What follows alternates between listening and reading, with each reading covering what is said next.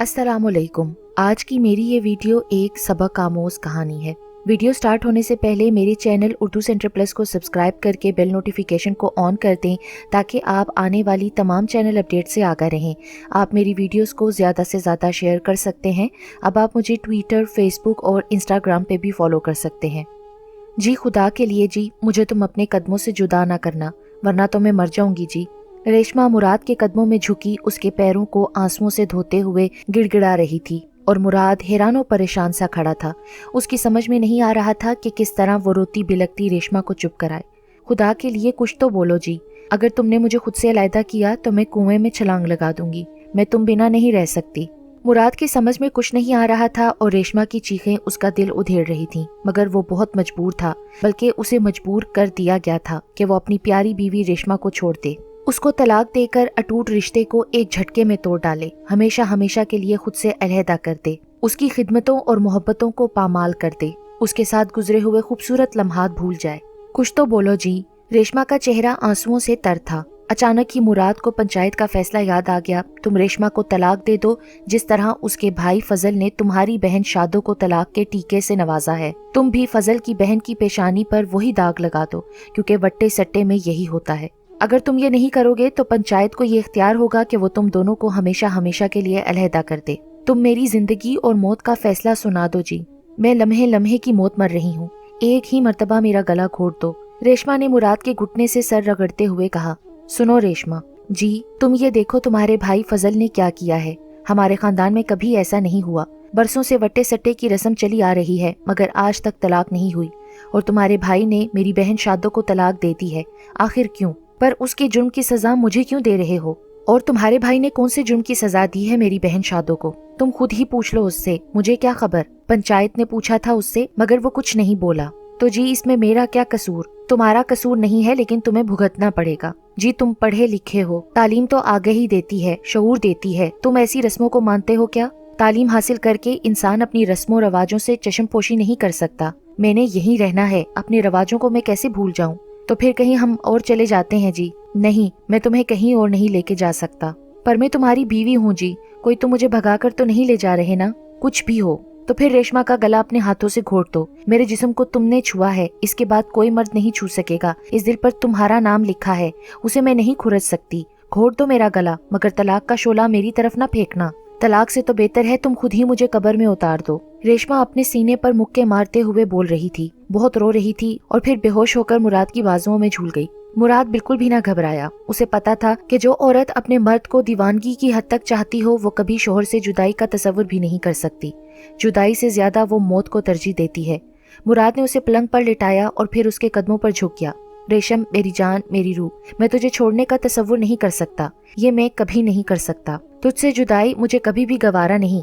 उम्र भर की जुदाई कभी नहीं। हाँ, कुछ अरसा तुझसे दूर रहूंगा, पर ये अब्दी जुदाई नहीं होगी। इस जुदाई का अरसा सिर्फ चंद बरस होगा। तब तक तेरे भाई फजल की लगाई हुई आग ठंडी हो चुकी होगी। फिर मैं सबके सामने तुम्हें ले जाऊंगा, बस जान, सिर्फ चंद साल के लिए। ये कहते हुए वो उठा, अटैची में चंद जोड़े डाले, फिर पलंग के पास आया जिस पर उसकी बीवी, उसकी शरीके सफर लेटी थी। चंद लम्हे उसे देखता रहा, झुककर उसकी पेशानी पर बोसा दिया, फिर तेजी से कमरे से निकल गया। बाहर गुप अंधेरा था, इस अंधेरे में वो गायब हो गया। वो सुबह होने से पहले यहाँ से निकल जाना चाहता था। वो सुबह जब पंचायत के सामने उसे फैसला सुनाना था, और फैसला हर हाल में यही होना था कि रेशमा को तलाक, रेशमा से हमेशा हमेशा की जुदाई, और ये किसी सूरत उसे गवारा ना थी। मुराद का ताल्लुक मुजफ्फरगढ़ से था। उनके खानदान में बरसों से रवाज चला आ रहा था कि बचपन ही में मंगनियां करती जाती और अदले बदले में शादियां होती, जो कि अमूमन कामयाब रहती। मुराद 7 साल का था जब रेशमा उसके मामू के यहाँ पैदा हुई, तो उसकी माँ ने अपने भाई से रेशमा को मांग लिया और साथ ही 5 साला फजल के साथ मुराद की बहन शादो को मंसूब कर दिया गया। मुराद को भी रेशमा बहुत पसंद आई। वो स्कूल से आते ही अपने मामू के घर चला जाता और घंटों रेशमा के साथ खेलता रहता। वक्त गुजरता रहा। गुजरते वक्त ने मोहब्बत के नन्हे से पौधे को तनावर दरख्त में तब्दील कर दिया। मुराद लाहौर में पढ़ता रहा। जब वो मुजफ्फरगढ़ आता तो रेशमा उसे मुंतजर मिलती। रेशमा मुराद से कहती, जी तुम ढेर सारा जब पढ़कर आओगे ना तो मैं तुम्हें वापस न जाने दूंगी। पर ये तुम मुझे जी क्यों कहती हो? तो फिर क्या कहूँ भाई, सीधा मेरा नाम मुराद है, पर मुझे शर्म आती है ना। ये बातें सुनकर मुराद उसे देखता रह जाता, क्योंकि इतनी मासूम और सीधी सादी लड़की तो उसने कहीं भी ना देखी थी। वो अल्लाह का शुक्र अदा करता जिसने उसके मुस्तकबिल का साथी इतना प्यारा चुना था। मुराद ने MBBS किया तो फौरन दोनों तरफ की शादी की तैयारियां शुरू हो गईं। मुराद और रेशमा की शादी से 2 साल पहले ही शादों की शादी फजल से हो चुकी थी। मुराद और रेशमा की भी शादी हो गई, दोनों बहुत खुश थे। रेशमा को तो अपना आप हवाओं में उड़ता महसूस होता था। मुराद हनीमून के लिए अपनी बीवी को मरी सवात वगैरह लेकर गया और ये पहला हसद का बीज था जो कि शादों के दिल में बीजा गया, क्योंकि फजल तो बिल्कुल जाहिल और गंवार था जो कि अपनी सुरमे से भरी आंखों से नित नए मोहब्बत के पोज उसकी तरफ फेंकता रहता। इसके अलावा और कुछ नहीं कर सकता था, या फिर वालिदैन की नजर बचाकर उसको आंख मार देता। शुरू शुरू में ये सब उसे अच्छा लगता, लेकिन एक ही किस्म का खाना खाते खाते भी तो दिल उचाट हो जाता है। इसी तरह शादों का दिल भी एक ही तरह की मोहब्बत का अंदाज पाकर मुर्दा होकर रह गया था। आहिस्ता आहिस्ता वो फजल से दूर होने लगी। उसकी मोहब्बत का जवाब बड़ी सर्द महरी से देती, और उसकी वजह भी और थी, क्योंकि गाँव में बैंक की एक नई शाख खुली थी जिसका मैनेजर बहुत खूबसूरत था। वो अपना बहुत ख्याल रखता था, नफासत से बाल संवारता, टिप टॉप में रहता। सुबह जब वो अपनी मोटरसाइकिल पर बैंक आता तो सरसब्ज खेतों में काम करती हुई कितनी ही औरतें काम छोड़कर उसे देखने लगती, मगर उसका दिल अटका भी तो शादों पर। उस रोज शादो बैंक आई, कुछ रकम जमा करवानी थी। फजल शहर गया हुआ था, उसके ससुर ने उसे पैसे दिए क्योंकि उनकी तबीयत खराब। बस एक बार का बैंक आना ही गजब हो गया। फिर तो चोरी छुपे मुलाकातें भरने लगी, किसी को पता भी न चला। बैंक वाले ने शादो की आंखों में कितने ही सुनहरी ख्वाब बुन दिए। उन ख्वाबों की ताबीर के लिए शादो बेकरार थी। वो उसे तोहफे तोहाइफ भी दिया करता था। फजल मर्द था, वो शादो का बदला बदला रवैया देख रहा था। वो समझ गया कि दाल में जरूर कुछ काला है, और फिर बहुत जल्द उसे शादो के उखड़े उखड़े रहने की वजह समझ आ गई। मगर उसने शादो से कुछ न कहा। उसे इल्म था कि इश्क बहुत मुंहजोर घोड़ा होता है, जितना उसे रोका जाए ये उतनी ही तेज दौड़ लगाता है। यूं ही पूरा 1.5 बरस बीत गया, और फिर एक रोज शादो फट पड़ी, फजल मुझे तलाक दे दो। पर वो क्यों? क्योंकि मैं तुम्हारे साथ खुश नहीं रह सकती। ये बात तुम्हें 1.5 साल बाद मालूम हुई है? हाँ। वजह पूछ सकता हूँ? बस मैं तुम्हारे साथ नहीं रह सकती फजल, मैं घुट कर रह गई हूँ। यहाँ मेरा बचपन भी इस गांव में गुजरा और जवानी भी, मगर मैं तब्दीली चाहती हूँ। मैं यहाँ से जाना चाहती हूँ शहर, वहाँ रहना चाहती हूँ। बचपन और जवानी एक जगह नहीं गुजारे जा सकते। चलो ये बात तो समझ आती है कि तुम जगह तब्दील करना चाहती हो। क्या तुम साथी भी तब्दील करना चाहती हो? हाँ, साथी भी तब्दील करना चाहती हूँ। तुम्हें तो पता है ना कि हमारी शादी वट्टे सट्टे में हुई है। हाँ तो हुई है ना, तो तुम्हारे भाई का घर भी उजड़ जाएगा फिर। मुझे इसकी परवाह नहीं। इस दुनिया में हर कोई अपने लिए जिंदा रहता है, और मैं भी अपने लिए जिंदा रहना चाहती हूँ। तुम अपनी बहन की वजह से ऐसा कर रहे हो। मैं बहन की वजह से ऐसा नहीं कह रहा। तुम बाबा और फूफी की दुश्मनी की पहली ईंट रख रही हो। तुम नहीं जानती कि तुम्हारे इस कदम से 2 भाई बहन एक दूसरे की सूरतों से नफरत करने लगेंगे। हाँ तो करते रहे ना, मैं बस शहर में रहूंगी। ठीक है फिर, जैसे तुम्हारी मर्जी, क्योंकि जब औरत मर्द के पास ना रहना चाहे तो मर्द को उसे मजबूर नहीं करना चाहिए।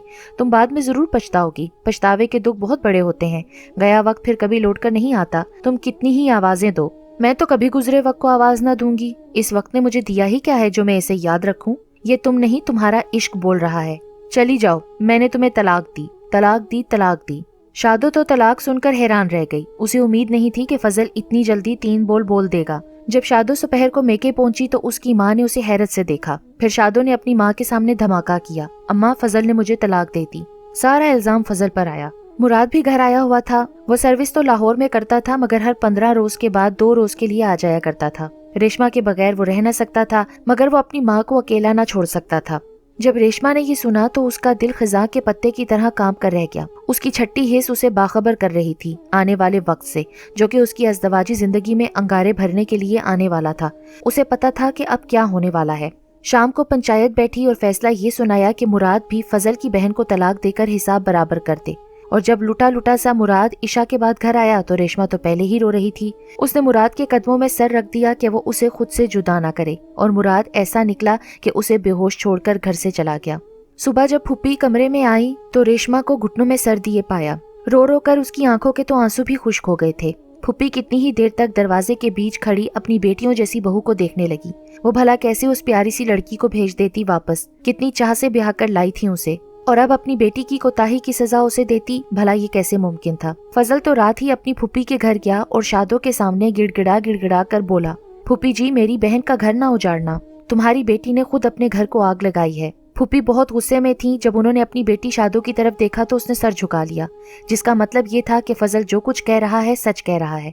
तब उन्होंने एक तवील सांस खींचा। नहीं फजल बेटा, तुम्हारी बहन यहीं रहेगी। मेरी बेटी की कमीनगी की सजा बहू को नहीं मिलेगी। ये मेरा फैसला है, पंचायत कुछ नहीं करेगी। फिर वो कितनी ही देर तक फजल को यकीन दिलाती रही कि उसकी बहन को कोई दुख नहीं होगा। यहाँ जैसे वो पहले रहा करती थी वैसे ही रहेगी। فضل کے جانے کے بعد جب وہ بہو کے کمرے کی طرف آئیں تو پہلے تو وہ جھجکیں، پھر اندر آ گئیں۔ وہ سمجھی کہ ریشما سوئی ہوئی ہے، مراد شاید یہیں کہیں ہو، اور وہ پرسکون سی ہو کر اپنے کمرے میں جا لیٹیں۔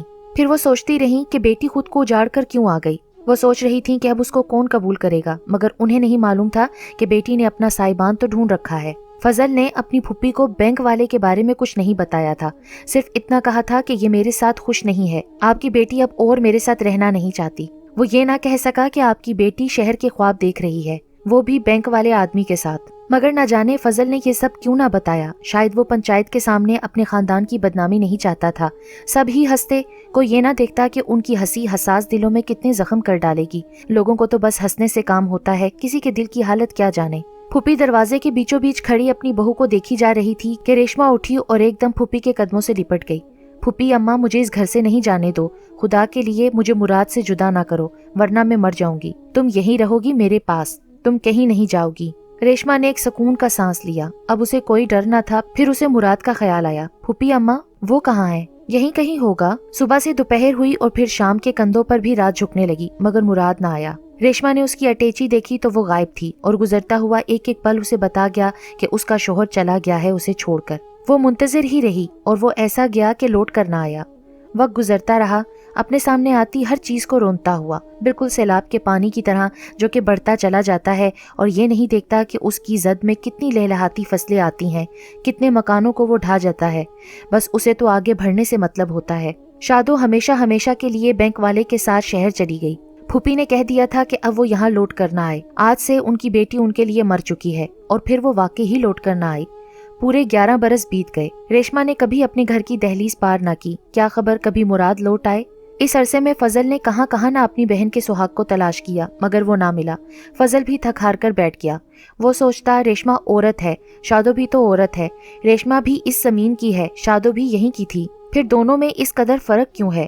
وہ سوچ کر رہ جاتا کہ شادو تم نے کتنے لوگوں کو دکھی کیا، اللہ کرے تم بھی کبھی سکھی نہ رہو، ہمیشہ تڑپتی رہو۔ ریشما اپنے مراد کا انتظار کرتی رہی۔ پھوپھی نے کئی مزاروں پر جا جا کر منتیں مانی کہ ان کا بیٹا آ جائے، مگر بیٹا نہ لوٹا۔ ریشما اپنے شوہر کی جدائی میں ہر وقت تڑپتی رہتی تھی، وہ تو دیوانی سی ہو گئی تھی۔ پھوپھی کو اس پر ترس آیا، کسی ایک بزرگ کے پاس گئیں، انہیں بولا کہ استخارہ کرو کہ میرا بیٹا کہاں ہے، زندہ بھی ہے کہ نہیں۔ بزرگ نے استخارہ کیا اور پھوپھی کے سامنے ریشما سے کہنے لگا، دیکھو بیٹی، تمہارا شوہر 7 سمندر پار گیا ہوا ہے، وہ بھی تمہاری صورت دیکھنے کے لیے بے قرار ہے، مگر وہ نہیں آ رہا ہے، حالانکہ اس کا جی بہت چاہتا ہے۔ تو وہ کیوں نہیں آتا پھر؟ یہ تو مجھے نہیں معلوم۔ بیٹا 11 برس ہو گئے ہیں، بغیر اطلاع دیے تمہارا شوہر تم سے دور ہوا، اور قانونی طور پر تم اس بات کی مجاز ہو کہ شوہر کی 4 سال تک اگر کوئی خبر نہ آئے تو تم شادی کر سکتی ہو۔ بزرگ کی یہ بات سن کر ریشما ہنسی، اس کی ہنسی میں بھی بہت اذیت تھی۔ 11 سال تو کیا، میں اپنے شوہر کا ساری زندگی انتظار کر سکتی ہوں، مجھے اپنے اللہ پر کامل یقین ہے۔ اس یقین کے ساتھ وہ دعائیں کرتی، عبادت کرتی، تہجد پڑھتی اور اللہ کے حضور رو رو کر اپنے شوہر کی واپسی کے لیے فریاد کرتی۔ آخر کار اس کی ریاضت کام آ گئی، اس کی نظریں دھوکہ نہیں کھا رہی تھیں۔ بے شک آنگن میں داخل ہونے والا مراد ہی تھا، پہلے سے کتنا بدل گیا تھا، گزرتے وقت نے اس پر بھی اپنے نشان چھوڑے تھے۔ اس کی آنکھوں میں ویرانیوں نے ڈیرے ڈالے ہوئے تھے، چہرے پر سنجیدگی کی چھاپ تھی۔ ریشما کی آنکھوں کی کندیلیں ایک دم روشن ہو گئیں، مگر یہ کندیلیں ایک دم بجھ بھی گئیں۔ تمام خوشیاں خاکستر ہو گئیں، آرزوؤں کے پھول مرجھانے لگے، دل میں الاؤ سلگنے لگا اور ریشما کی آنکھوں سے چنگاریاں نکلنے لگیں۔ وہ تیزی سے عقاب کی مانند آگے بڑھی اور مراد کو گریبان سے پکڑ لیا۔ 13 سال بعد آنے والے شوہر کا اس نے ایسے سواگت کیا۔ مراد، میں نے تمہاری یاد میں ایک ایک لمحہ گزارا ہے، تمہارے لیے اتنے آنسو بہائے ہیں کہ آنکھیں خشک ہو گئی ہیں۔ ان آنسوؤں کا صلہ تم نے اس طرح دیا کہ تم نے شادی کر لی اور اپنے بیٹے کے ساتھ مزید زخم لگانے آ گئے۔ میرا سینہ تو پہلے ہی زخموں سے بھرا پڑا ہے، اب اس میں اور زخموں کی گنجائش نہیں ہے۔ ریشما تو مچلی جا رہی تھی۔ تم میری بات تو سنو۔ مراد نے اپنا گریبان چھڑانا چاہا۔ میں کچھ نہیں سنوں گی، تم چلے جاؤ یہاں سے، تم واپس چلے جاؤ، تم نے میرا مان توڑا ہے، میرے ساتھ تم نے دھوکہ کیا ہے، میں تمہیں کبھی معاف نہیں کر سکتی، تم اب یہاں سے چلے جاؤ۔ ریشما نے مراد کا گریبان چھوڑا اور اپنے کمرے میں بھاگی۔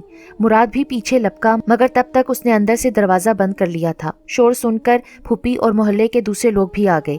پھوپھی تو اپنے بیٹے کو دیکھ کر بہت خوش ہوئیں، وہیں اس کے ساتھ 10-11 سال کے بچے کو دیکھ کر انہیں دکھ ہوا۔ وہ سوچنے لگیں کہ یہ عورت ہی ہے جو ایک مرد کے نام اپنی پوری زندگی تمام کر دیتی ہے، اور مرد تو ہر قدم پر نیا ساتھی تلاش کرنا چاہتا ہے۔ अम्मा अम्मा आप ही रेशमा को समझाएं, ये मेरा बेटा नहीं है, ये तो मेरे दोस्त का बेटा है। वो दोनों मियाँ बीवी बिजी थे और ये बच्चा अपनी नानी से मिलना चाहता था। चूंकि मैं पाकिस्तान आ रहा था तो मेरे दोस्त ने कहा कि तुम इसको अपने साथ ले जाओ। मैंने सोचा भी कि पहले इसे रावलपिंडी छोड़ाऊं, मगर मेरा दिल इतना बेकरार था रेशमा से मिलने के लिए, जी चाहा फौरन उसके पास पहुंच जाऊं। अगर वो बेकरार रही है तो मैं भी कम नहीं तड़पा।